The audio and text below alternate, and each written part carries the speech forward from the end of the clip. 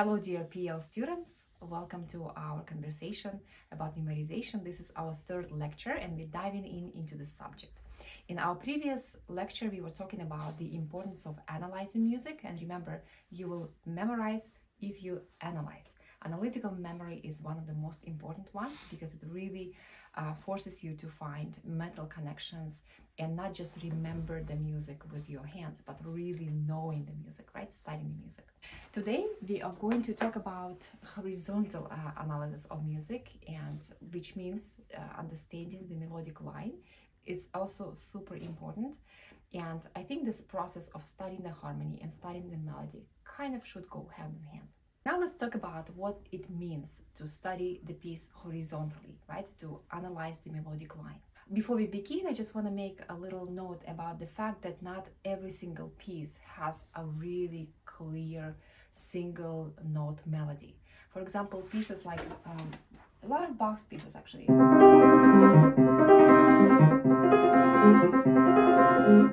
And so forth. So you see that there's really no melody that sings like so obviously like in Chopin Nocturne, right?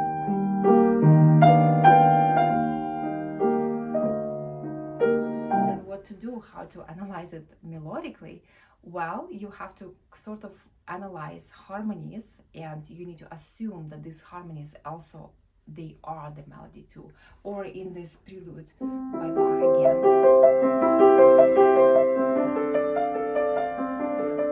where is the melody? This is the melody.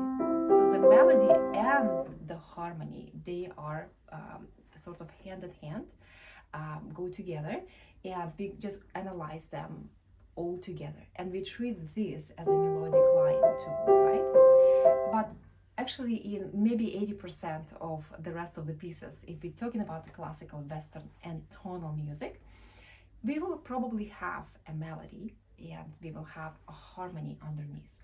So we need to make a habit of playing the melody separately when we're trying to memorize the piece. So for example, this is an example of Spanish dance of Enrique Granados.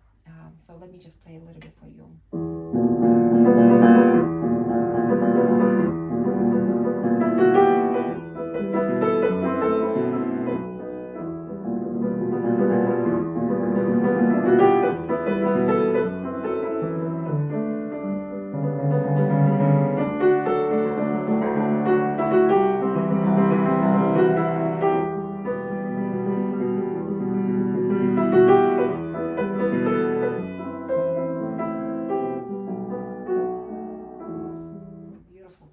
So it's a clear example of harmonies that are mostly in the left hand, but actually right hand helps with harmonies too. Yeah, right? If I play something like this, the intervals in the right hand, it's not automatically means that this is the melody. No, the melody comes later, and so my right hand will actually serve both the harmony and the melody. It's actually pretty tricky to play. So when I memorize, for example, I analyze the harmonies, and for the most part it's just tonic and dominant here, and then I will move to playing the melodies separately. So even though my right hand is constantly playing both, that's what right hand plays. And first you might think, oh, this is all melody, but then once you start diving deeply, you say, wait, but what about these repeated notes?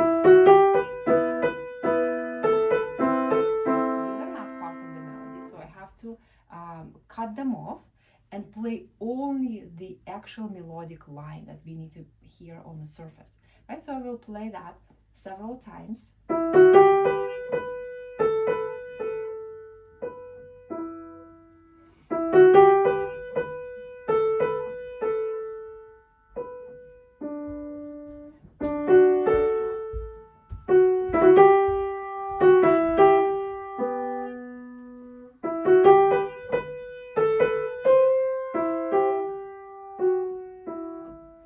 So forth. Obviously, we memorize by sections, right? We're not trying to swallow entire piece. It's just impossible. So you separate it in sections and do this kind of work, analyzing harmonies, playing only the melody. And remember, never do something once. Do it actually several times. Good number of repetition, I always suggest, is from 7 to 12. So you do so in order for you to sort of impress that melody in your mind, so it always super clear to you, right? And you can whistle it, you can sing it, and you can just really sing it on the piano as well, play it all the way through, beginning to the end. So that means studying the melody. So there are two questions about studying music horizontally, going through the melody. Is question number one is how to memorize it. Well, when it comes to the melody, since it's a single line, what will be very helpful is to understand sort of basic concept of intervals, right? Knowing if my melody is going step by step,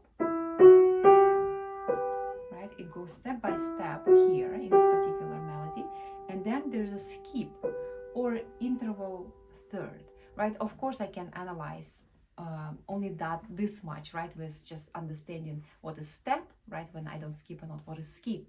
But then what to do if I have, a larger skips, right? I have to give them some kind of name. So, and here it really is handy to really have a basic understanding of intervals. It is super straightforward concept. This is second, third, fourth, fifth, sixth, seventh, and the octave. The only tricky part about this is that every interval can be major or minor. For example, this is second, but this is also a second, C and D flat or C sharp, right? It is a second too. This is major second, this is minor second, major third, and minor third. In the case of fourth and fifth, we can have augmented fifth and diminished fifth. So this is a perfect fifth. We have perfect fifth first, C and F, right? C and F sharp will make an augmented fourth. And same with the fifths, it's a perfect fifth if it's only C and G. But if you play something like this and call this note not F sharp, but call it G flat, it becomes diminished fifth. I know this is very difficult, but trust me, if you can analyze, for example, just really straightforward intervals such as sixth, fifth, right, third, and you can label them when melody leaps. For example, let's see. Here. So I had a stepwise motion, a third, or I can call it a skip, repeated note, only steps, and then so at the very end I have a bigger leap, which is interval fifth, right? Second, third, fourth, fifth. So and then it helps me to have a little bit more understanding of what's going on. For example, I will remember at the very end of my phrase I have much bigger interval, right? We will actually talk about those memory aids in our final lecture about memorization, but today I've just given you idea. So when it comes to studying music horizontally, you want to help yourself understanding it through the intervals, right? So it will be very helpful. And another aspect of studying music horizontally is that you're going to work on the sound of this melody, right? If melody is the queen of everything, is the most important melodic line that speaks to us, right, as a language, as a speech. We want to always make sure we work on the sound of it.